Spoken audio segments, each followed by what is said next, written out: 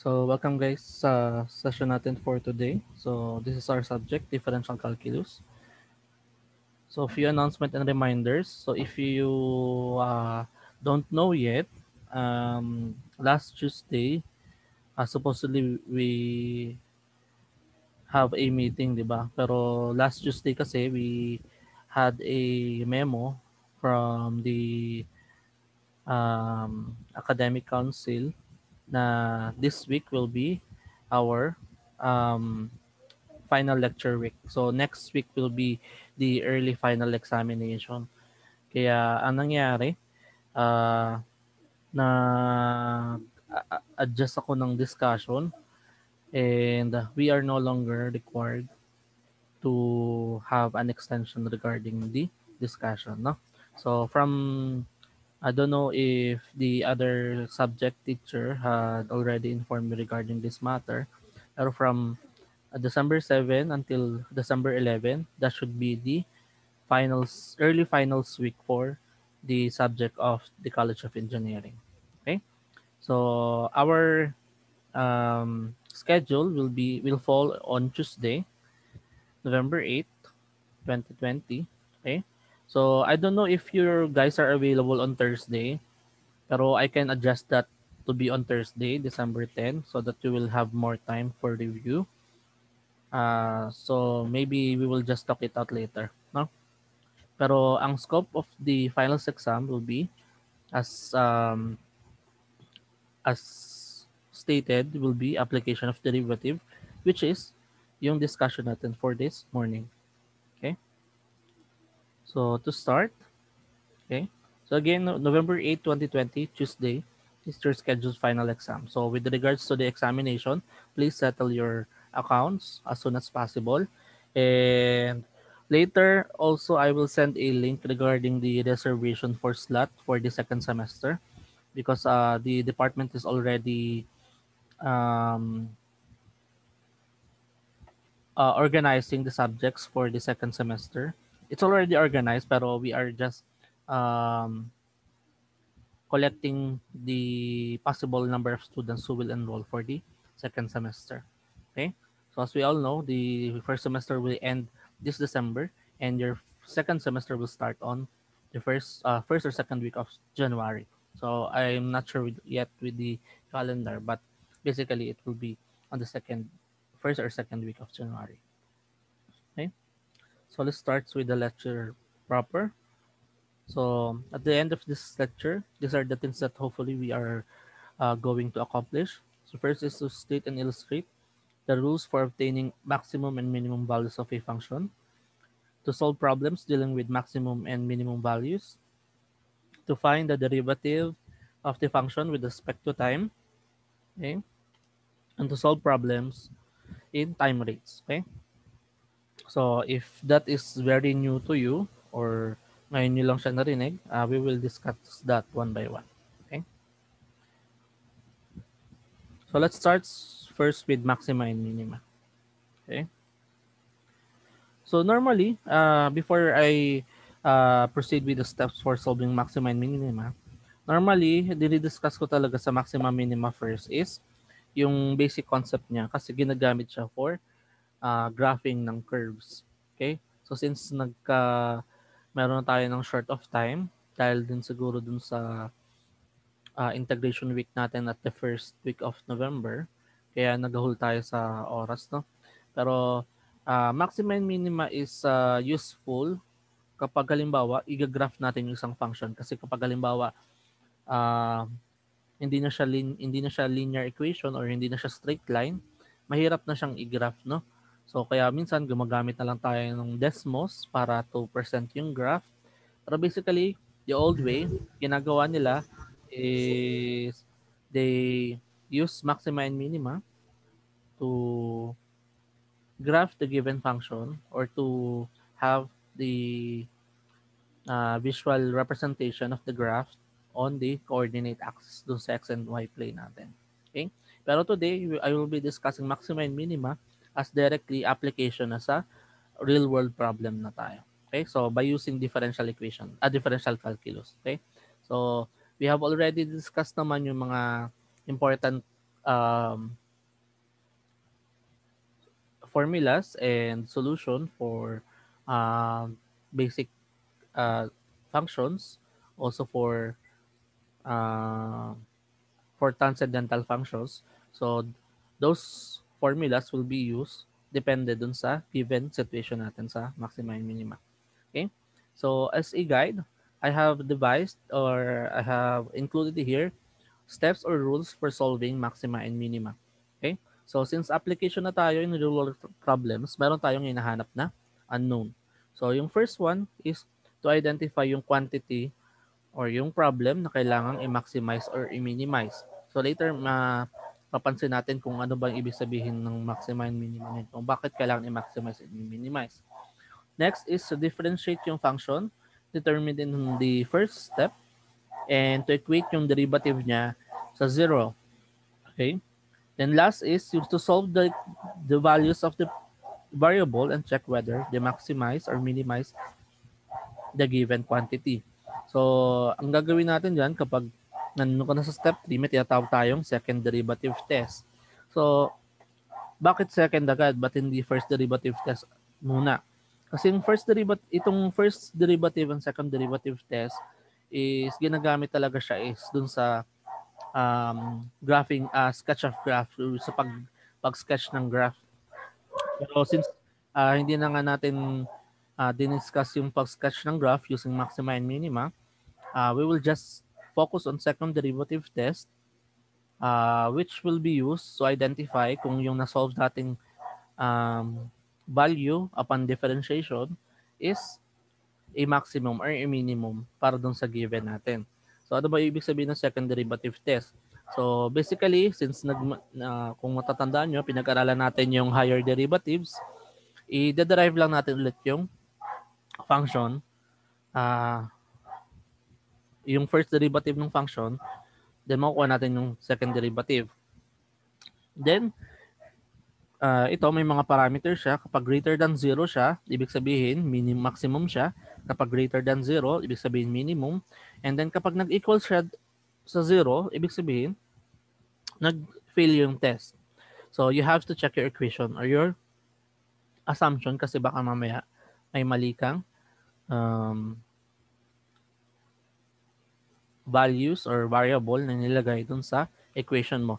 So basically, sa pagdating sa maxima and minima, mahalaga is marunong ka mag-understand ng word problems. Okay? So as I know, sa mathematics modern world subject naman na bahagi na daanan ulit yung conversion ng word problems into mathematical symbol. So I hope you are well educated na doon sa pag-convert ng mga terms natin used in mathematics and convert it into symbols. Okay? So let's start with an example following the steps given. No? So first example, sabi sa kanya, what number exceeds its square by the maximum amount? Okay? So kung ngayon ko ibibigay sa inyo to without discussing yung solution, anong makukuha nyo dyan? So pwede nyo makuha is yung pinaka equation lang natin, no? Pero hindi natin alam kung ano yung gagawin natin pag nakuha na natin equation. So isa-isahin natin yung term. So sabi, what number?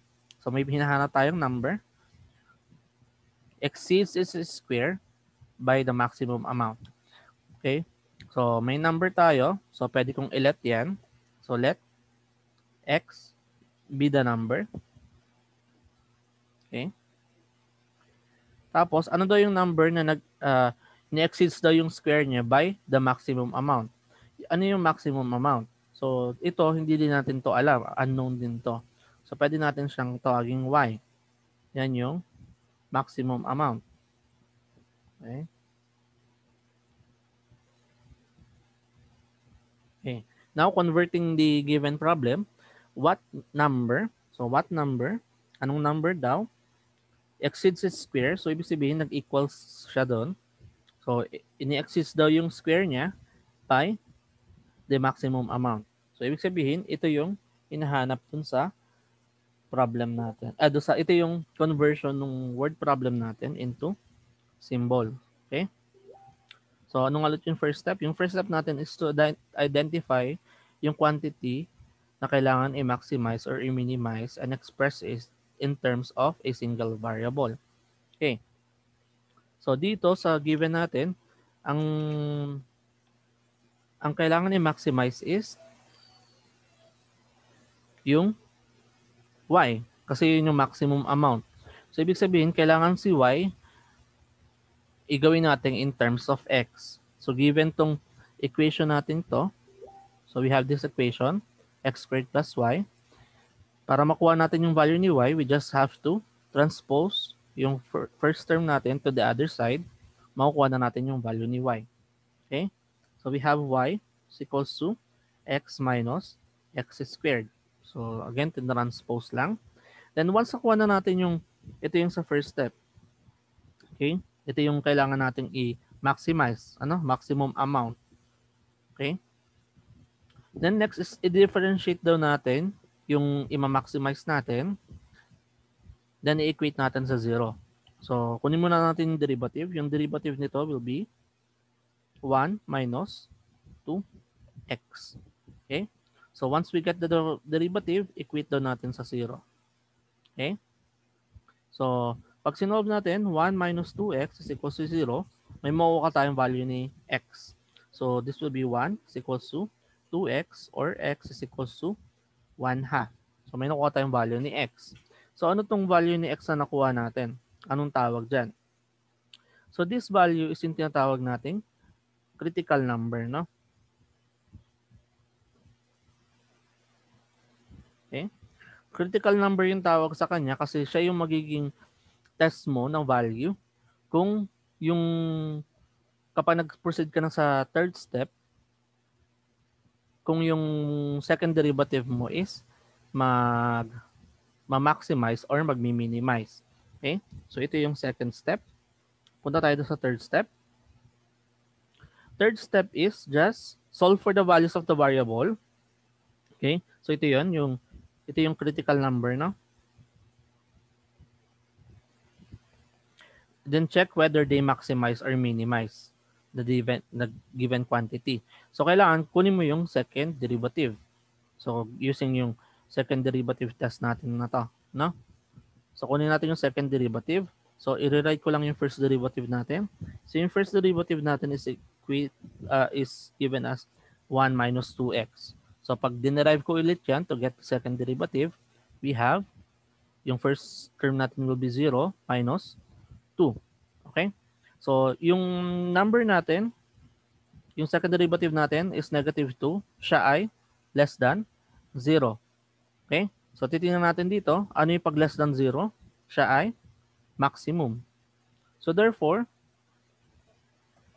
maximum siya, no? So, ibig sabihin, yung critical number natin is yung number na hinahanap natin.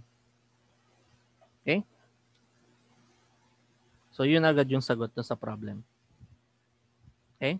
Kasi upon checking sa second derivative test, nakita natin na maximum na agad yung value niya. Okay ba tayo doon? Okay? Kasi ang pinapahanap is yung what number. So, since si x yung number, yun yung kailangan natin. Okay? Pero pag ang pinahanap is pagkatapos ng question halimbawa, what is the number? Ito yung si y. Pag pinahanap, what is the maximum amount? Okay? So, pag sinawag si maximum amount, kailangan natin si y. Ang equation ni y is x minus x squared. So, substitute mo lang yung 1 half, no? Squared.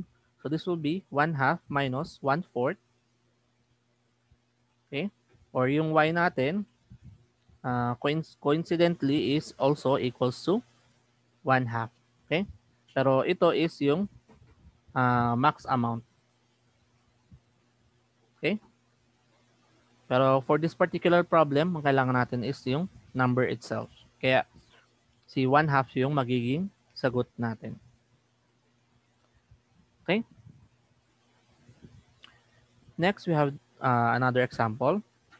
So, Mrs. Reyes wants to plant along a rectangular garden in front of her house where 3 sides need fencing So find the dimension of the largest garden that can be enclosed using 40 feet of fencing.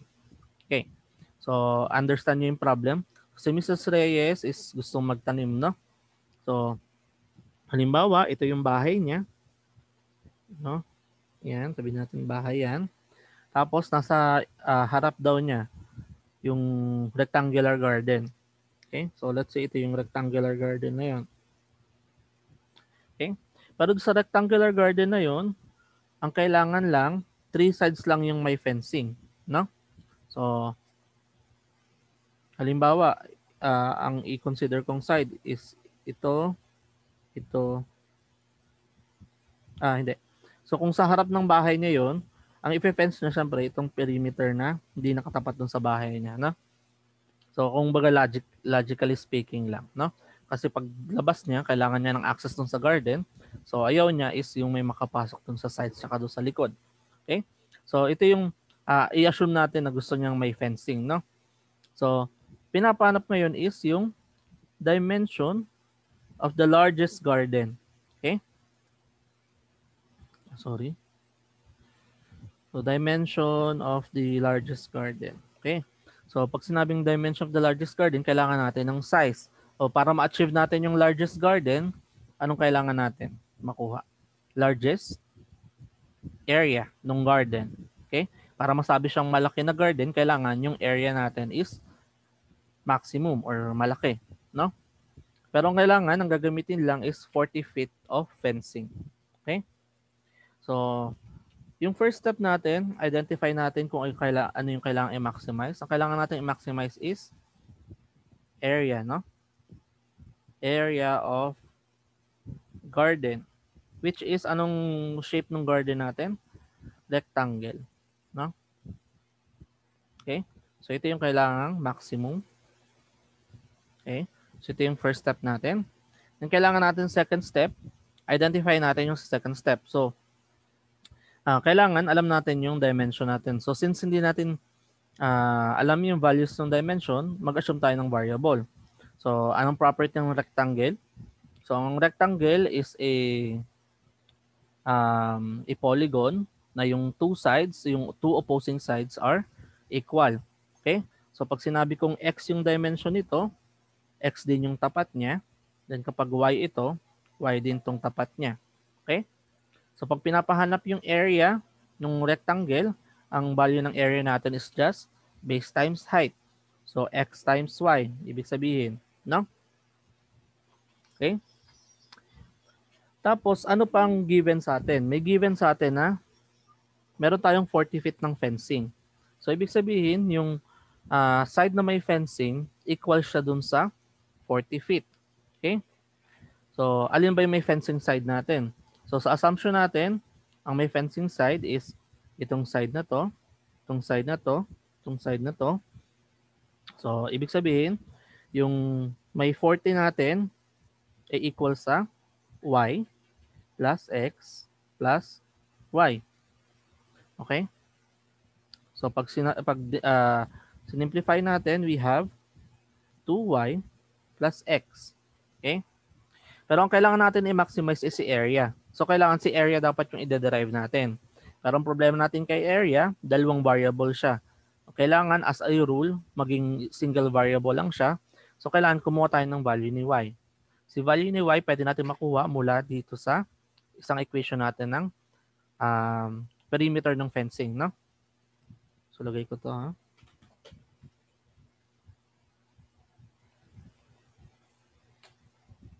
Okay? So, gawin ko lang tong in terms of y. So, ito magiging y is equals to 40 minus x. So, tinranspose ko yung second term.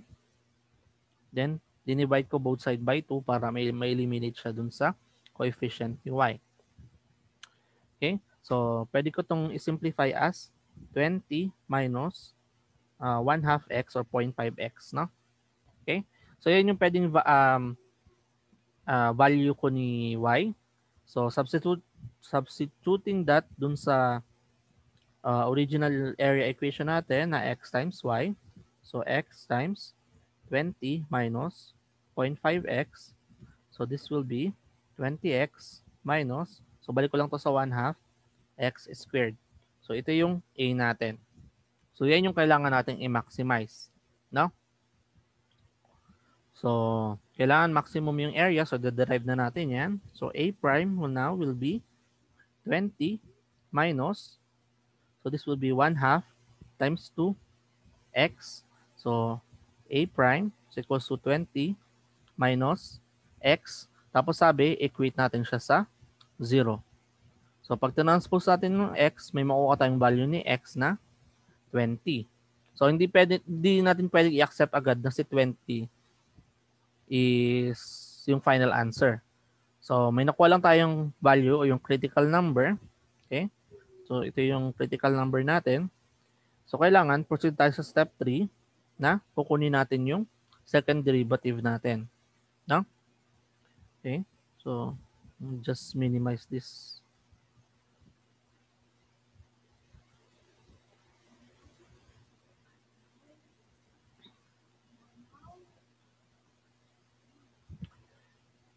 Okay.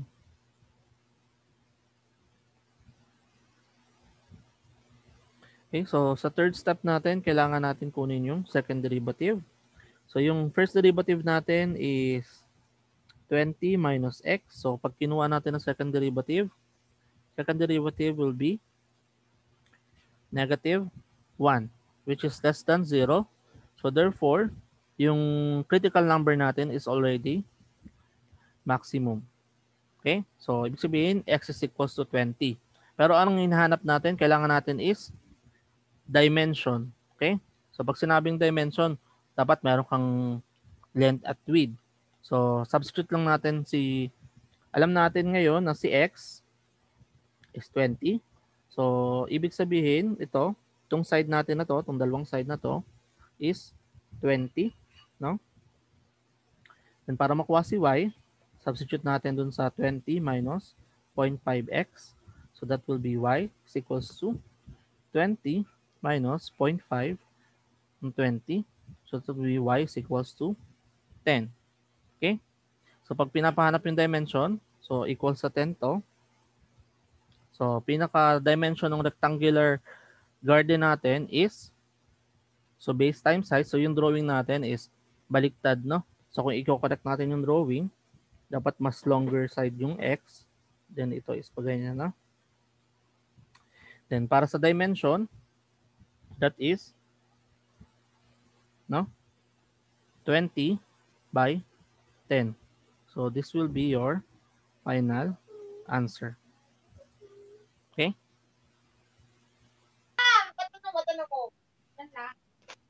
Okay, may question po ba? Ms. Remojo, do you have question?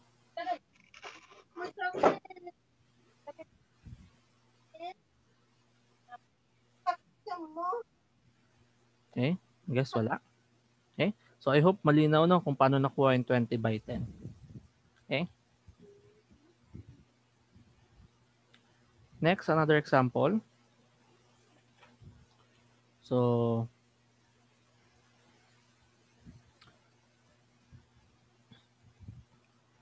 okay.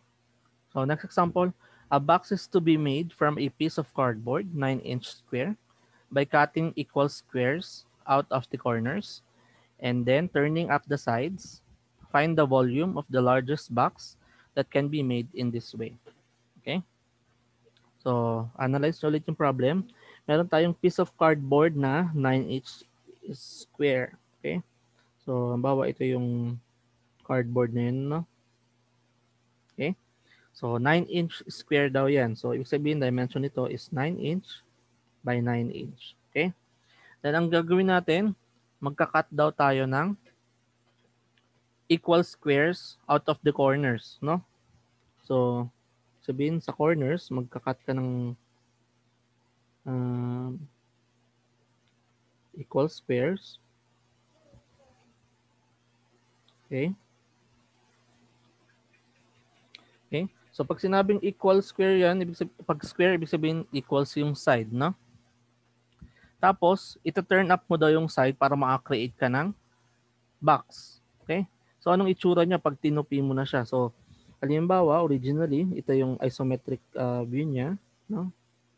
Halimbawa, ito yung plain ano natin, excuse me, yung plain ano natin, piece of cardboard. Then, gagawin natin, magka-cut daw tayo dito, no? Ng rectangular sides, ng square sides. Tapos, itutupoy niyo yung side nung pula. Okay? So, para mag-create siya ng box, no? Okay? So, pag tinupi mo siya, okay? So, parang nangyari, pag kumuha kayo ng papel, di ba? Parang, tinaas nyo yung karton para maka-create ka ng rectangle. Okay? O yung box shape, no? So, meron tayong box na form. So, anong pinapahanap sa atin? Yung maximum volume ng box na yun. Okay? Okay, so find the volume of the largest box that can be made in this way. Okay. So, first step natin, identify natin yung kailangang i-maximize. So, largest box, so maximum volume tayo, no? Pmax yung kailangan natin. Pero, anong volume? Volume ng box. So, paano natin malalaman ng volume ng ano bang tawag dito? Cube, no? So, parang cube pero rectangle siya, no? So, ano ba yung dimension natin? We have 9-inch yung sa original na cardboard natin. So, halimbawa, di ba ikakat natin siya sa corners ng squares. So, halimbawa, X yung igugupit natin dito. So, X din to kasi square yan, no? So, X to, X to. So, same to. So, ano magiging dimension ngayon ng cut section natin? So, ibig sabihin, ang dimension nito will be 9 minus nagbawas ka ng dalawang x, 2x, no? So, the same as doon sa nasa ilalim niya, no?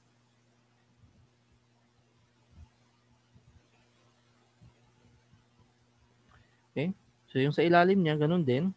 Since square yan, square box yan, 9 minus 2x din to. Okay? So, ibig sabihin kung i-consider natin yung nakatupi, okay? So, lagay ko to dito.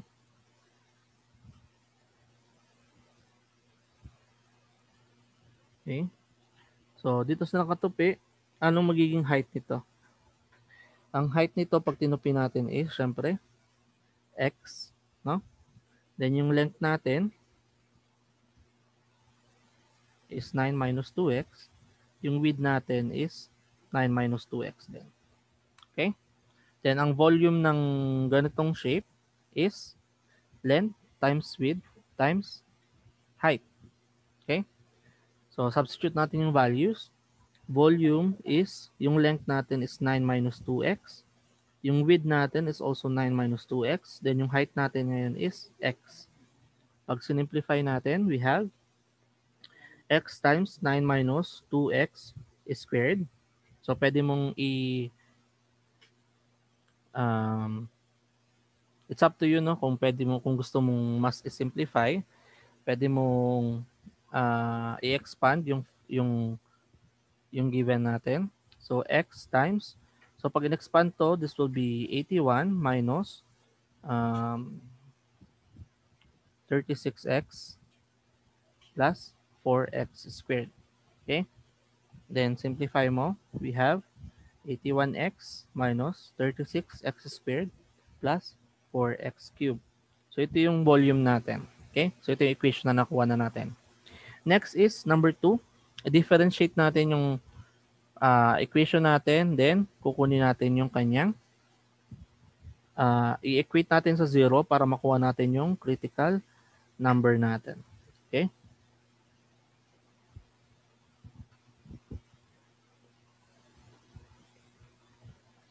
So, ito yung second step natin. So, we have V is equals to 81x minus 36x squared plus 4x cubed. So, derive natin, this will be 81 minus 72x plus 12x squared. Okay? Then equate daw natin sa 0. So upon equating sa 0, pag tinry kong i-divide by 12 lahat, para ma-simplify, simplify ba? Okay? So what you can do is to use binomial theorem, no? So if you can't recall, binomial theorem is hindi pala binomial theorem. So quadratic formula pala, sorry. Quadratic formula. So quadratic formula is b plus minus square root of b squared minus 4ac over 2a. So yung value ng b ng ABC niyan is i-rearrange ko lang yung term natin. 12x squared plus, minus 72x plus 81 is equals to 0. So ito yung A natin, ito yung B, ito yung C. Okay? So using quadratic formula, sige, i-try natin. So x will be negative 72 plus minus square root of b squared natin is negative 72 squared minus 4, a natin is 12, c natin is 81 over 2 times 12. Okay? So meron tayong makukuha dalawang value, x1 and x2. So yung x1 is taken from kapag positive yung gagamitin mo. Then yung isa is pag minus. Okay? So gagamitin ko na lang calcu para diretso, no? Pero you can try this out para ma-verify kung tama yung sinolve ko. Okay? So we have here negative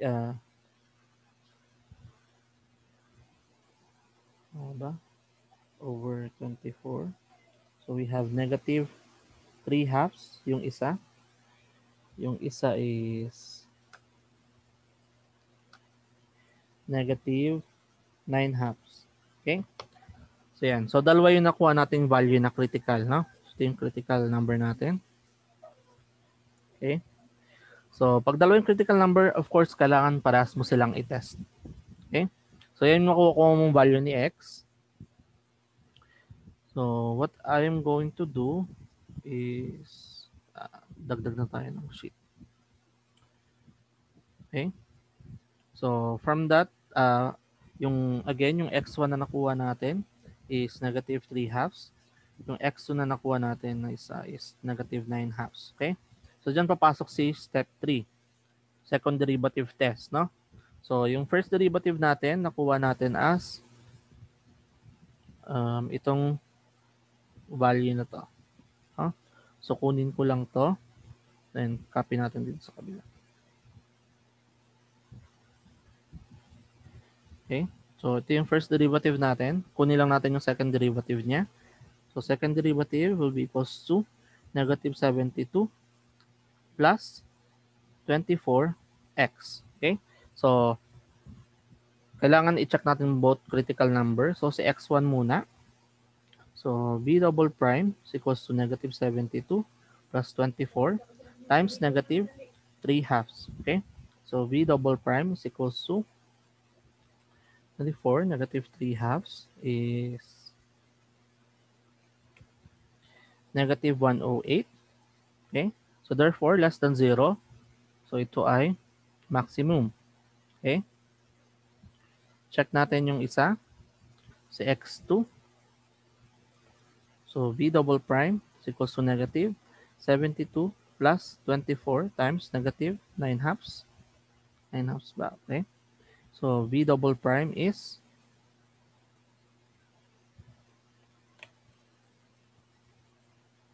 negative 180. Okay? Tama ba yung derivative ko? Wait, I'll check nga. Okay, 24. So, parehas nag-negative. Wait, I'll check yung mga sign ko, no? So first one, okay, B is negative. So we have negative 72 plus square root of. I'm checking lang yung sa binomial, no? Baka mali yung sign ko. 2, 2 times 12.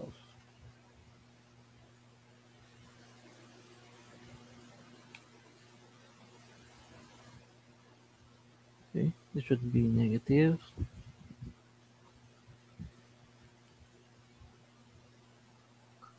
Okay. So ito pala yung mali ko, no? So,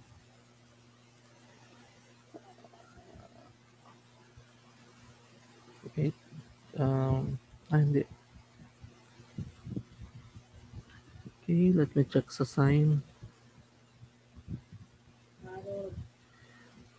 Okay, so tama naman, no? Okay. So para siya nag-maximum, okay? Pero pag i-analyze, alin yung mas malaking value? Yung 3 halves o yung 9 halves? Okay?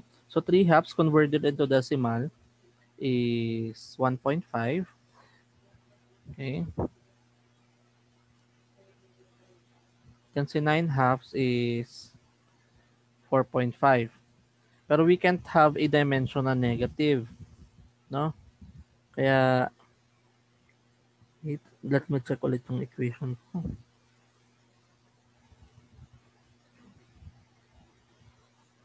Okay. Dun sa ang problema ko is yung sa quadratic formula ko, no? This should have a negative sign dun sa harap niya, no? So this should be multiplied pa ng negative. Okay? So kung multiplied ba siya by negative, so ibig sabihin siya ay positive 3 halves siya ka 9 halves. Okay? So sorry about that. So this should be positive. Okay?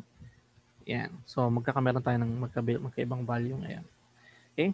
So pag kinuha natin to, negative 72 plus 24, 3 halves. So we will have negative 36. Okay?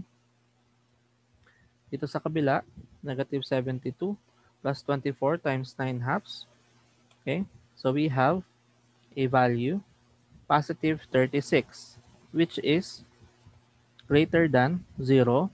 So meaning as per second derivative test, ito ay minimum. So ibig sabihin si x2 will produce a minimum volume, no? Kaya kung kailangan natin is si maximum volume, kailangan gamitin natin is si x1. Okay? So ibig sabihin 3 halves yung acceptable critical number natin. Okay? So pabalikan natin yung volume. Volume is equals to yung formula natin is x minus x times 9. 9 minus 2x squared. So substitute natin yung 3 halves. 2 times 3 halves. So volume natin is equals to 3 halves times 9 minus 2 times 3 halves. Then square natin. So we will have 54 cubic feet. Okay? So ito yung maximum volume daw natin. Okay? So check natin kapag halimbawa yung 9 halves yung ginamit natin. No? Just to be sure kung ano yung magiging value natin. Okay? So this will be 9 halves. So, yung volume na makukuha natin kapag sinolve natin to is equivalent to 0. Okay? So, ibig sabihin, minimum, wala, no? So, kailangan natin may volume tayo. So, ibig sabihin, 54 cubic feet yung maximum volume ng box na pwede natin magawa given yung condition natin. Okay?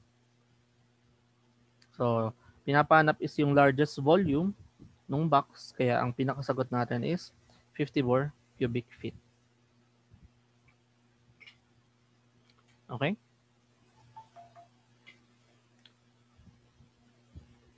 Next. So I guess this is the last problem for maxima and minima. Okay. So a printed page must contain 200 square inch of printed matter. There are margins of 2 inch at the sides and 4 inch each of the top and bottom. How long should be the printed lines in order to minimize the amount of paper used? Okay? So, condition natin, meron tayong papel, no? Okay? So, yun yung papel natin. Then, kailangan merong 200 square inch na printed material sa kanya. So, dapat may laman siyang printed area, no? I-assume natin na yan. So, assume natin na yung given sheet na yan is yung printed area natin, no? So, lagyan ko to ng kulay as printed area, no? Yan. So, halimbawa, yan, may print siyang ganyan. May binigay na borders. So, sabi, 2 inch each side. So, each side, meron siyang 2 inches. No? Then, at top and bottom, meron siyang 4 inches. Ay 4. So, pinapanap, how long should be the printed lines be in order to minimize the amount of paper used? So, kailangan i-minimize yung amount ng paper use. Okay? So, ibig sabihin, amount ng pinakamaliit na paper. So, ibig sabihin, kailangan natin ng dimension or area ng paper. Okay? So, kailangan mag-assume tayo ng value. So, halimbawa, assume ko nitong horizontal distance o dimension nitong printed area natin ay X.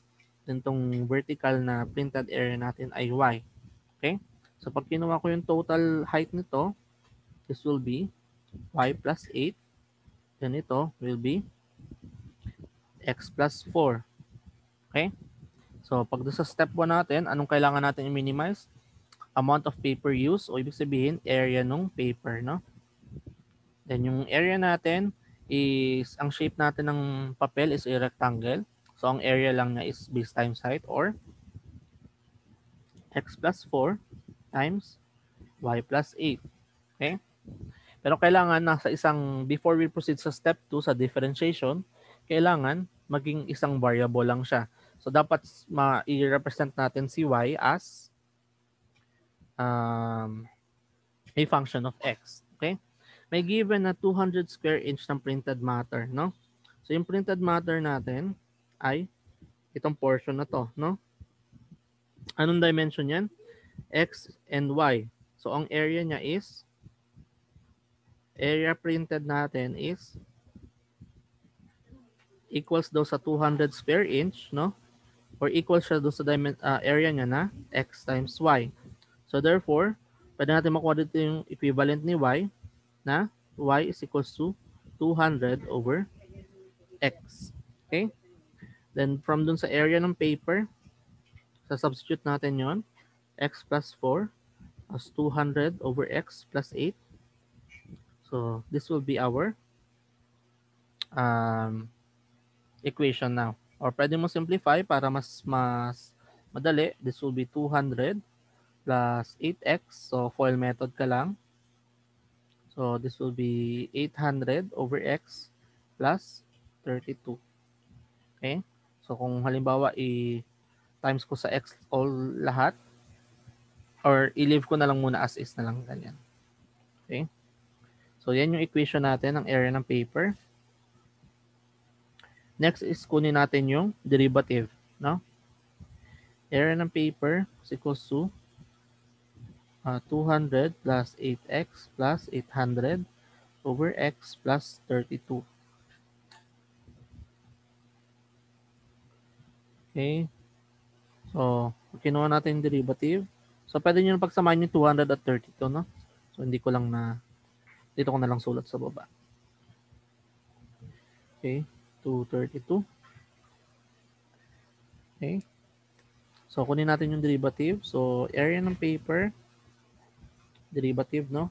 Will be 8 minus 800 over x squared. Okay? So, kung paano nangyari yan, ilagay mo sa numerator ng denominator na x. So, magiging x raised to negative 1. So 800 x negative 1, negative 1 sa unahan, tapos minus 1 ka ulit, kaya negative 2, tapos babalik mo sa denominator, kaya nagkameron ng squared sa ilalim, no? So verify nyo na lang ulit. Then equate down natin sa 0. So pag na-equate natin yan sa 0, this will be 8 is equals to 800 x squared. So this will be 8x squared is equals to 800. Ano daw? Then divide natin by 8. So we have x squared is equals to 100, or we will have x is equals to positive negative 10. Okay? So dalawa ulit yung critical number natin, which is 10 and negative. Positive 10 and negative 10. Okay. Pero sa logic natin, since si x is yung variable ng dimension, hindi tayo pwedeng magkamero ng negative value kasi dimension ng papel yan. Ano?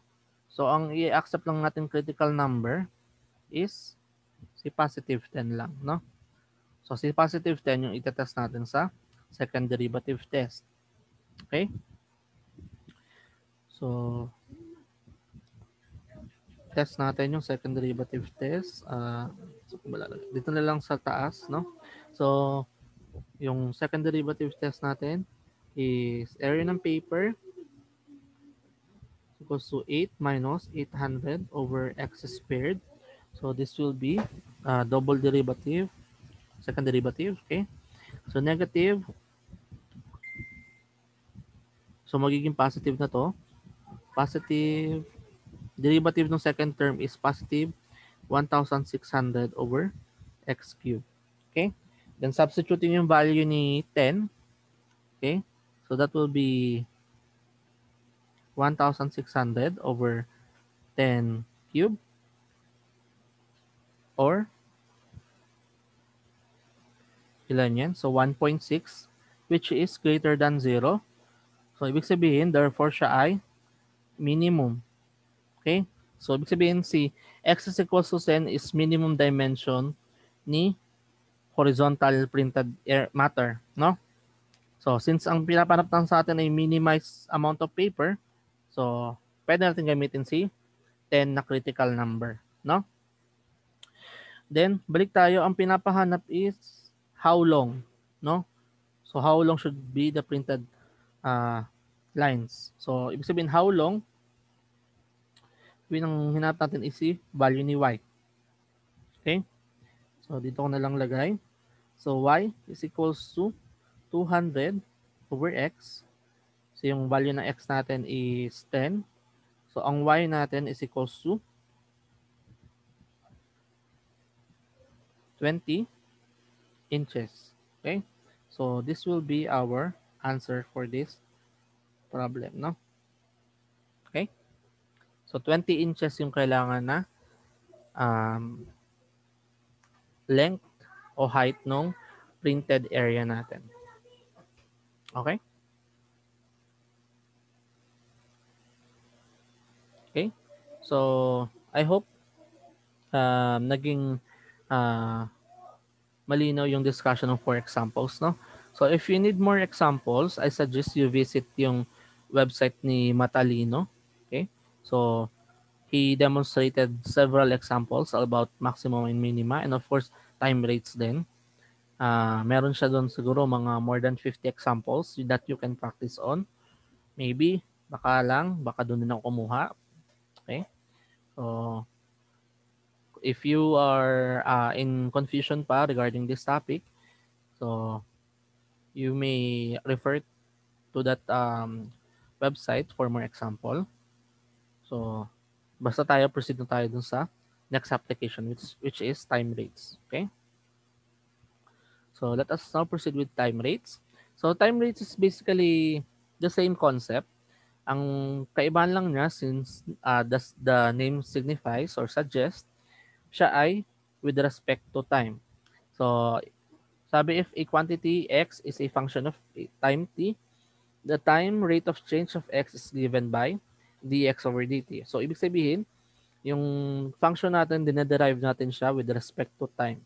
So, yung third variable natin is the time. So, ibig sabihin, kung meron tayong x and y sa equation natin, magiging siyang derivative with respect to time. So, hindi siya pwedeng maging bawa. Yung 2x, hindi lang siya pwedeng maging 2 lang. Dapat siya ay maging 2 dx over dt. Okay? Kasi with respect to time na yung differentiate natin. Then, sabi dito, when two or more quantities, all functions of time are related by an equation, the relation between their rates, time of change may be obtained by differentiating both sides of the equation with respect to t. Okay? So, more on implicit differentiation tayo pagdating sa time rates. Okay? So, there are also steps in solving time rates. So, yung first one, identify natin ano yung kailangan, what are changing and what are fixed. Okay? Then next is assign variables to those that are changing and appropriate value to those that are fixed. Next, create an equation relating to all the variables and constant in step 2. And last is to differentiate the equation with respect to time. Okay? So we will be applying all that step dun sa example natin. So let's proceed. So first example natin, if y is equals to x cubed and increases at the rate of 3 units per second, how fast is the slope of the graph changing when x is equals to 5? Okay? So, ang given sa atin ngayon is yung equation natin na y is equals to x cubed. Okay? So, y is equals to x cubed. So, x increases. So, kailangan i-identify natin kung alin yung um, yung fixed tsaka yung nag-change, no? So, nagbabago daw si x. Na rate natin is 3 units per second. Okay? So, ibig sabihin, kailangan makuha natin yung with respect to time ni x, no?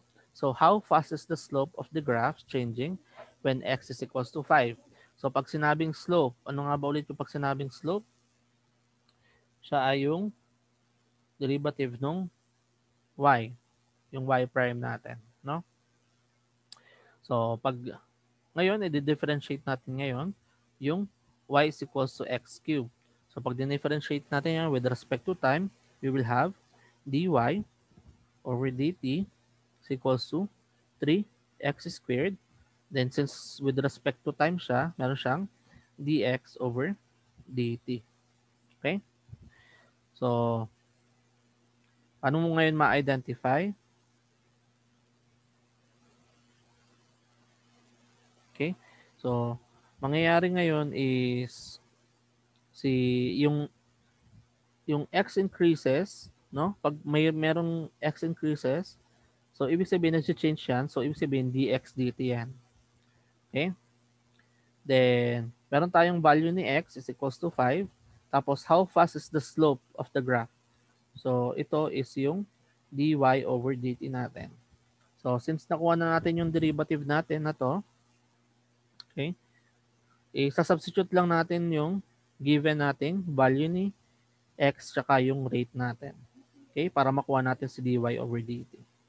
So, dy over dt is equals to 3 times yung x na kinukonsider natin is x is equals to 5. Tapos yung rate natin is 3 units per second, no? So, dito yan. Okay? So, this will be, so 25 times 3 is 75. So, times 3 again is 225. So, 225 units per second. So, that will be our rate of change sa slope natin. Okay?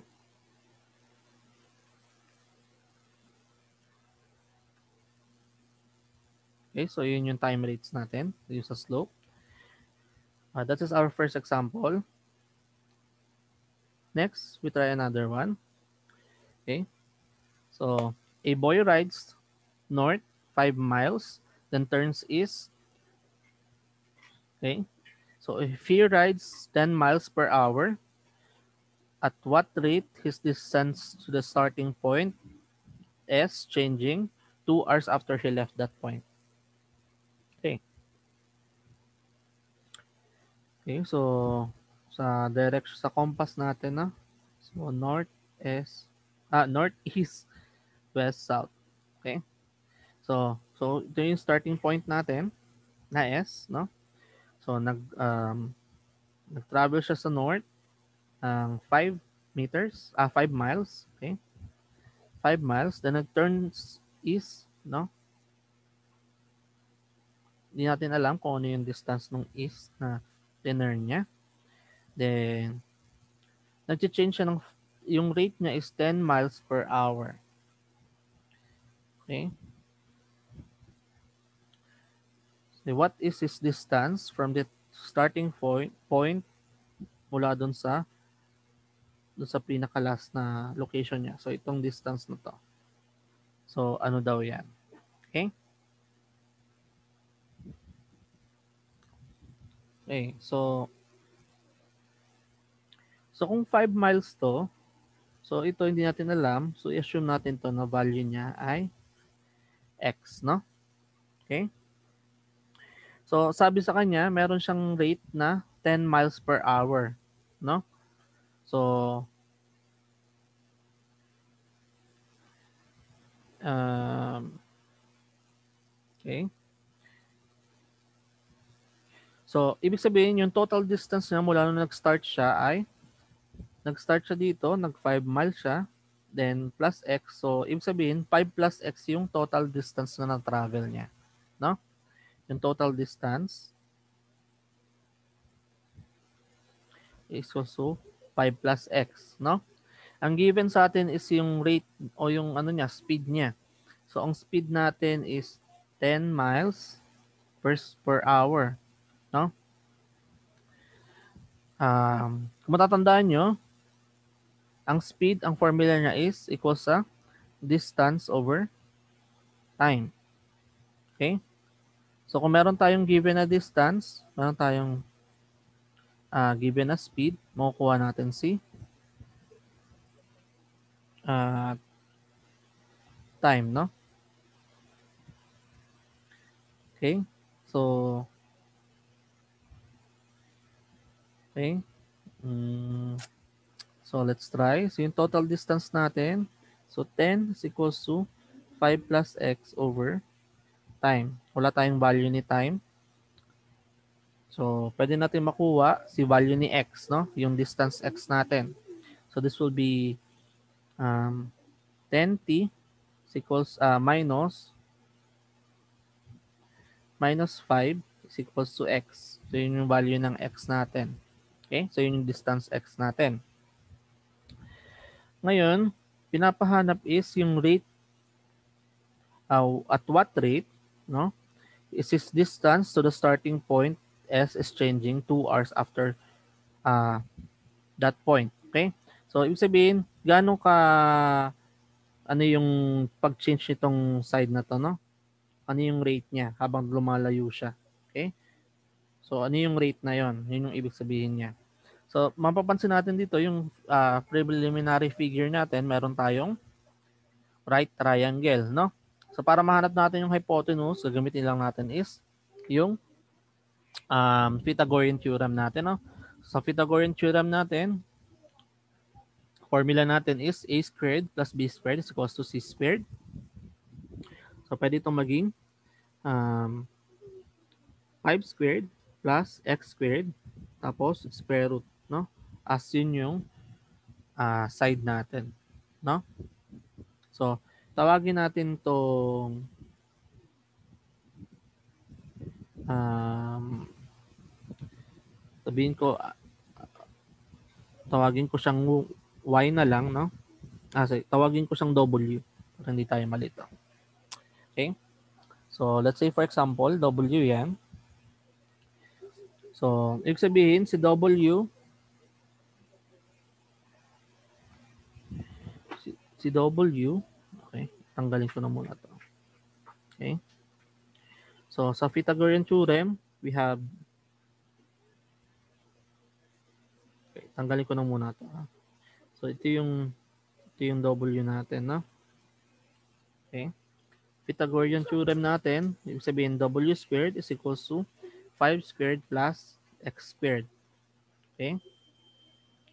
So, pag may value tayo ni x, substitute natin, w squared is equals to 5 squared plus 10t minus 5 squared. Okay? So, tapos yan, derive natin, no? So, pag derive natin, this will be 2w times dw with respect to time is equals to, yung first term natin will be 0.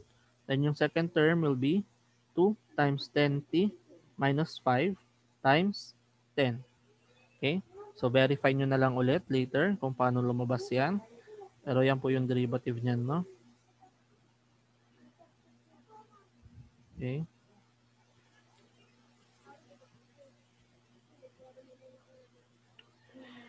Next, simplify ko lang to. We have 2w dw over dt is equals to 20 times 10t minus 5. Okay? So, meron tayong given na time. So, ito yung t natin. Then, yung rate na hinanap natin, distance, sabihin yung hypotenuse, yung rate ng hypotenuse na nag-change. Ito yung dw over dt. And then, kapag given sa atin is 2 hours, ano yung value ng w natin, no? So, since meron tayong given na time, ang time natin is equals sa 2. So, makukuha natin si x, yung distance natin, as 10 times 2 minus 5. That will be 20 minus 5, sorry, or x equals to 15. Okay? So, kung meron tayong 5, meron tayong 15, makukuha natin tong side na to, which is yung w natin, no?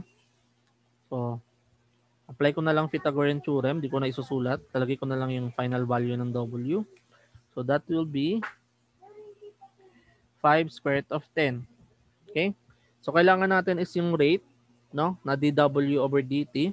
So, sa-substitute lang natin tong mga values na to, computed nating values, dun sa equation natin, no? Okay? So, substitute natin 2 times 5 square root of 10 dw over dt is equals to 20 times 10 times 2 minus 5. Okay? So, pag sinolve natin, dw over dt is equals to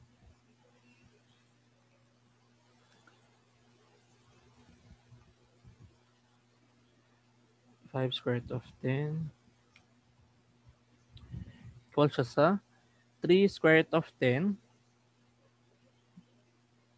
square root of 10 or 9.49 miles per hour.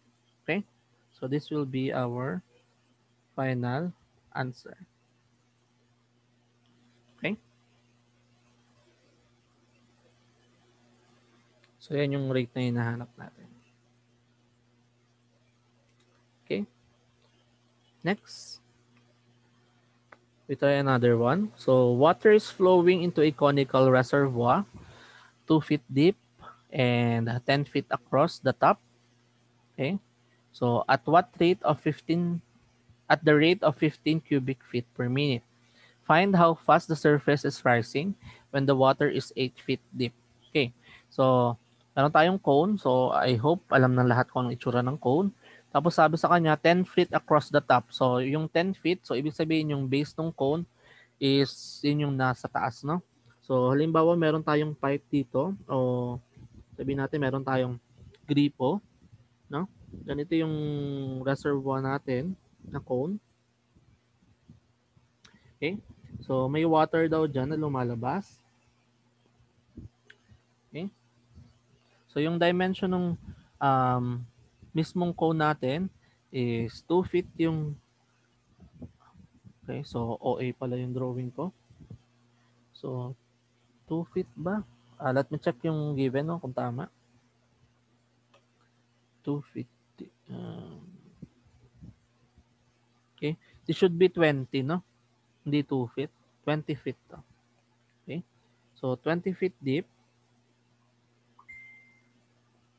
Tapos, yung across daw niya, so diameter daw niya is 10 feet. Okay? So yung rate ng pagpasok ng tubig, okay, is 15 cubic per minute, no? Rate yan, okay? So halimbawa ito may tubig ka na dito sa loob. Okay? So para makuha mo yung initial height niyan, no? Ito i-assume ko na value ay h, no? Then ito ay r for radius, no? So kung may kailangan natin hanapin yung rate kung paano siya tumaas, no? Yung change nung height natin with respect to time, ibig sabihin, no? How fast the surface is rising. Okay, surface is rising with the water is okay. Okay. So kailangan pagkukunan nating formula is yung volume mismo nung cone natin, no? So alam natin na ang volume ng cone is 1/3 pi r squared h. Yan yung formula niya. Kasi yung base natin is circle, kaya meron tayong pi r squared, no? Times height. Then since yan ay cone, meron tayong times 1/3. Okay? Okay? So, kailangan meron tayo ng relationship muna nung mga variables natin. Dito, si R um, is yung radius, ito. So, ibig sabihin, habang tumataas siya, nagbabago yung radius mo. No? Lumalaki siya ng lumalaki. Hanggang mapuno, equals to 5 feet. No? Yung kalahati ng 10. Ngayon, kailangan maging in terms of one variable lang tayo. So, since yung volume natin is madami pa tayong variable, pwedeng i-represent natin si R as H, no? So, saan natin makukuha yan? Sa similar triangles, no? Ito yung similar triangles na yan. Okay? So, yung malaki nating rectangle equals yun sa 5, 20. Yung triangle is RH. So, by ratio and proportion, R over H is equals to 5 over 20. Or we have R is equals to H over 4. Okay? So, ibig sabihin si R pwede natin i-represent as H over 4. So, balik tayo dito. So, volume is equals to 1/3 pi R squared natin. So, gagawin ko na itong H over 4 squared H. Kapag sinimplify pa natin, this will be 1/3 times yung may 1/4 na naka-squared. So, 1 over 16 pi h cube. Okay? So, 16 times 3 natin is 48. So, last is volume is equals to 1 over 48 pi h cube. Okay? Then, kapag dinerive natin yan, with respect to time, kasi nag-change yung volume natin, na ito, meron tayong rate of change dito. So, ito yung rate of change ng volume natin. Kasi cubic feet per minute. Ang pinapahanap is yung rate ng pag-rise, no? So, ito yung dH over dt. Okay? So, we have, so, dV over dt, derivative, were 1 over 48 pi times 3h squared dH over dt. Okay? So, simplify natin yan.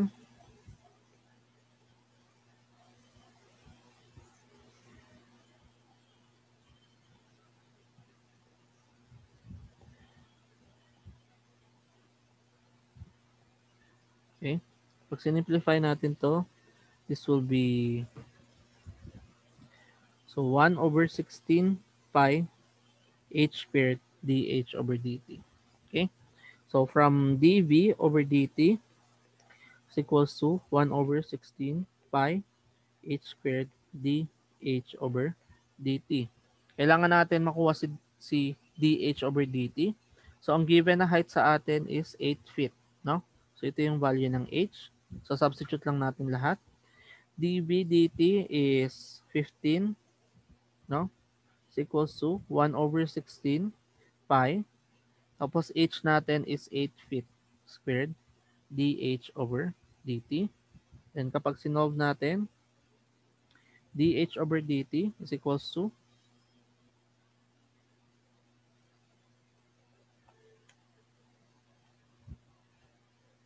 um, equals yan sa 1.194 feet per minute. Okay? So this will be our final answer for the problem.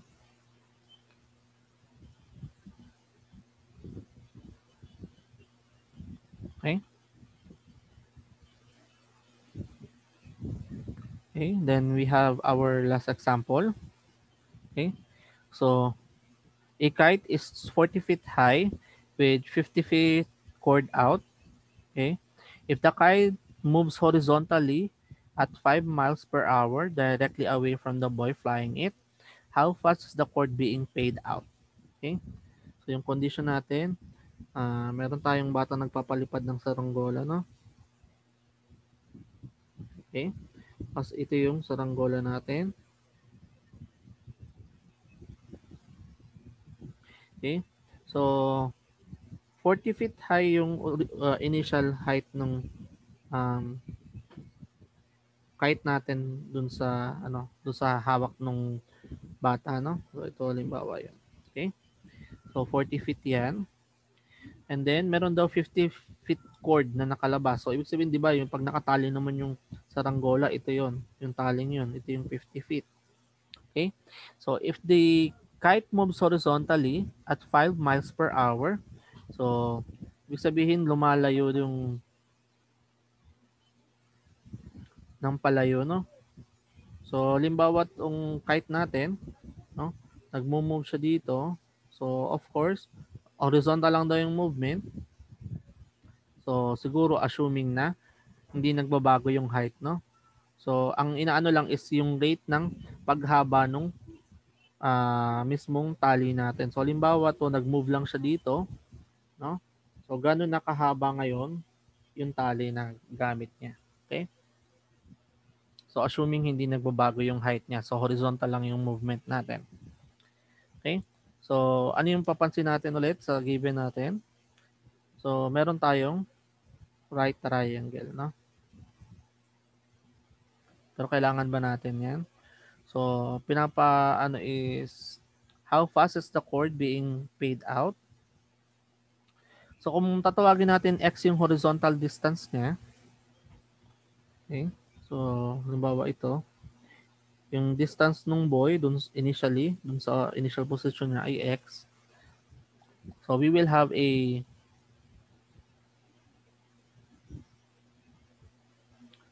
so dun sa initial anong magiging value ni x? So mula dun sa equation natin, so 50 squared minus 40 squared.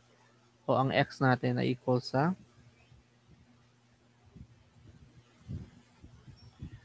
30. Okay? So pwede natin lagay dito na sa 30 siya, no? And then nag-move siya horizontally. Okay?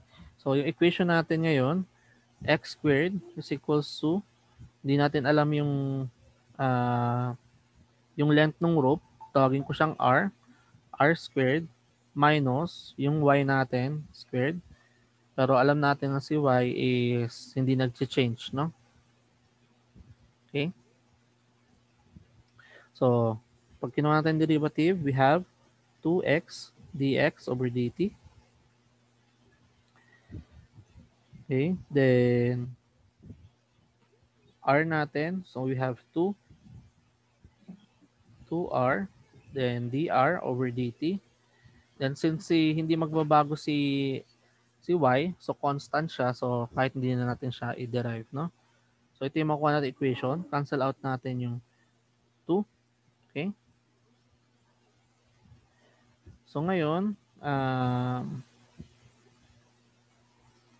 hanapin ngayon natin yung value ni ni dr over dt, no? Yung rate of change niya. Okay? So, nag-move siya horizontally. Okay, so kailangan magkameron tayo ng another equation. Okay. So, let me check. Um,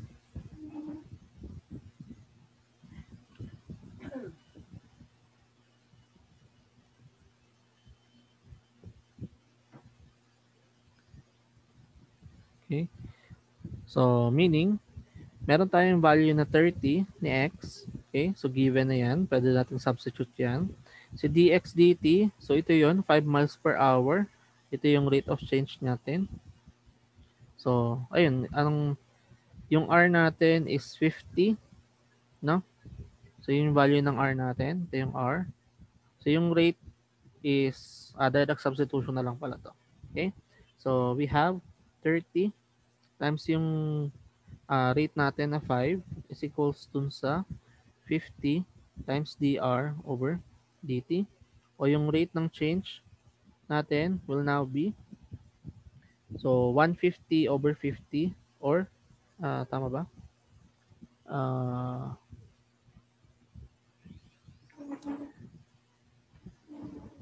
so, miles per hour tapos yung given natin ay feet. So, magkaiba pala siya ng given, no? Kailangan muna i-convert natin sa miles to feet. Okay? So, ang conversion ng miles to feet is, wait, I'll check. Miles to feet, ang 1 mile is equal to 5,280 feet. Okay? So, yung rate natin, yung dx over dt natin, na 5 miles per hour, magiging siyang 1 mile dito, o 5,280 feet. Cancel out to. So we have 5 times 5 to 80. 26,400 feet. Okay? So para lang maging uniform yung unit natin, no? So this will be hindi lang siya 5. So 30 times 26,400. Okay? So in feet to, in feet. Ito ay feet per hour. So that will be 30 times 26,400 divide 50. So we have dr over dt na 15,840 feet per hour, or i-change back na lang natin, divide na lang natin ng 5,280. Okay. So, is it the same? Okay. So, or 3 feet per hour, no? Okay. So, since wala naman indicate kung anong unit dapat ng rate, so we can stick to this one na, no? Okay. If sa given choices, halimbawa, pinapahanap is feet per second, so pwede natin convert si 3 feet per hour. 3 feet per hour by just multiplying this as 1 hour over 60 seconds. So this will be 3 over 60. So we will have 0.05 feet per second. Okay? So, okay.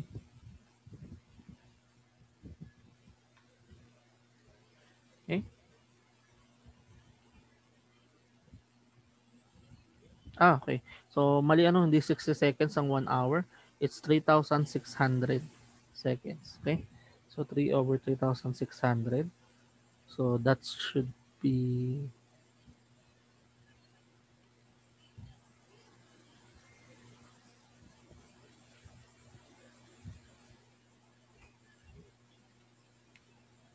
so 8.33.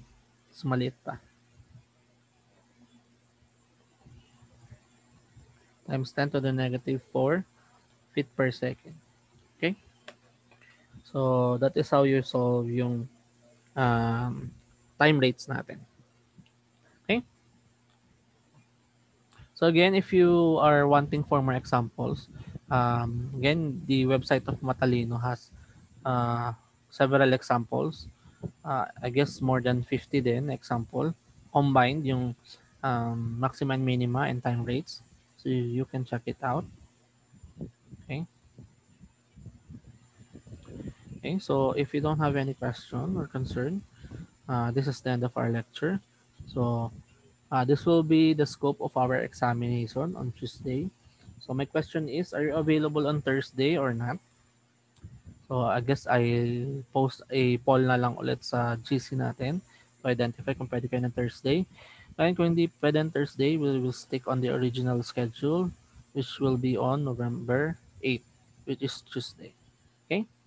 So thank you guys for attending this session, and see you guys on the second semester. Okay? Thank you.